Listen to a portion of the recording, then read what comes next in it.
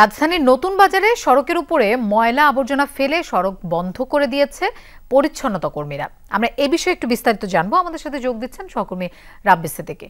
রাব্বি, তারা কেন সড়কে ময়লা আবর্জনা ফেলেছেন, তাদের দাবি দেওয়াটা আসলে কি? লোপা, কিছুক্ষণ আগে এখানে এই যারা পরিচ্ছন্নতা কর্মী আছেন, যারা বাসাবাড়ি থেকে ময়লা সংগ্রহ করেন, তারা এই সড়কে ময়লা ফেলে প্রতিবাদ করেছেন। তাদের দাবি যে সংস্থার নিয়োগপ্রাপ্ত তারা পরিচ্ছন্নতা কর্মী, যেই বেসরকারি একটি সংস্থা, সেই সংস্থা থেকে তাদেরকে পয়সা দেওয়া হয় না, নিয়মিত বেতন ভাতা দেওয়া হয় না। এছাড়া যেখানে তারা ময়লাগুলো রাখবেন এবং যেই ময়লা রাখার যে আপনি জানেন যে ডিপো আছে প্রত্যেকটি এলাকায়, সেই ডিপোটি তালা মারা ছিল এবং সেই ডিপো তালা মারা থাকায়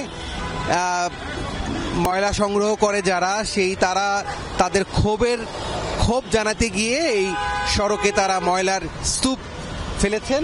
এবং এই ঘটনার পরপরই এখানকার যারা ট্রাফিকের দায়িত্বে যারা আছেন, তাদেরকে বুঝিয়ে এই ময়লাগুলো আপাতত এই সড়ক থেকে সরানোর কাজটি কিন্তু করছেন। এবং সেই সাথে আমি দেখাতে চাই এই যে ডিপোটি বন্ধ ছিল, তালা মারা ছিল।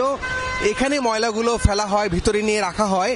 এটি তালা মারা থাকাতে বিক্ষুব্ধ পরিচ্ছন্নতা কর্মী যারা আছে, তারা এই ময়লাগুলো এই মূল সড়কে ফেলে রাখে। এখন এই ফেলে রাখার পর দেখতেই পাচ্ছেন যে গাড়ির জট, এবং এখানে অনেকক্ষণ ধরে যান চলাচল বন্ধ ছিল।